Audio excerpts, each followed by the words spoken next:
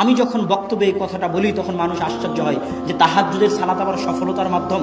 জি, তাহাজ্জুদের সালাত সফলতার মাধ্যম। দলিল আল্লাহ সুবহানাহু ওয়া তাআলা কোরআনে বলছে, ইয়া আইয়ুহাল মুযাম্মিল কুমিল লাইলা ইল্লা কালিলা নিসফাহু আও ইনকুস মিনহু কালিলা আও জিদ আলাইহি ওয়া রাত্তিল কুরআনা তারতিলা ইন্না সানুলকি আলাইকা কাওলান সাকিলা।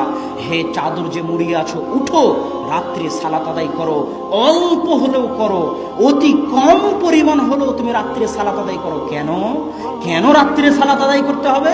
ইন্না সানুলকি আলাইকা কাওলান সাকিলা, আমি অচিরেই তোমার উপর এত কঠিন, এত ভয়াবহ, এত গুরুত্বপূর্ণ দায়িত্ব দিতে যাচ্ছি, যে কঠিন গুরুত্বপূর্ণ দায়িত্ব তুমি পালন করতে পারবে না যদি না তুমি রাত্রে সালাত আদায় করো।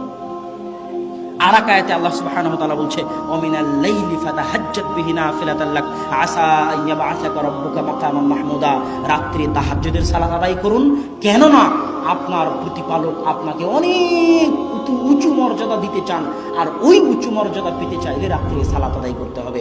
এই দুটা আয়াত দিয়ে আমি আপনাকে বলতে চাচ্ছি, কেউ যদি জীবনে খুব বেশি সফল হতে চায়, খুব বড় ব্যবসায়ী হতে চায়, খুব বড় আলেম হতে চায়, খুব বড় ডাক্তার হতে চায়, তাহলে আল্লাহ রাসূল যেমন খুব মহান নবী, মাকাম মাহমুদ, অনেক বড় কিতাব কোরআন, শেষ নবীর দায়িত্ব, সর্বশ্রেষ্ঠ নবীর দায়িত্ব, এত মহান জায়গা অর্জন করার জন্য, এত বড় দায়িত্ব অর্জন করার জন্য যেমন আল্লাহ তার রাসূলকে বলেছে আপনাকে রাতের সালাত আদায় করতে হবে, না হলে এই দায়িত্ব, এই সফলতা আপনি অর্জন করতে পারবেন না।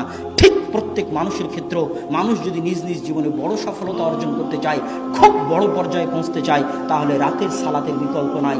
রাতের সালাত আপনাকে অনেক দূর এগিয়ে নিয়ে যাবে। আপনার ব্যক্তিগত, আপনার পারিবারিক, সামাজিক, রাষ্ট্রীয় সকল ক্ষেত্রে রাতের সালাত আপনাকে মহান সফলতা দিবে, এত কোনো সন্দেহ নাই। অতএব রাতের সালাত আদায় করতে হবে।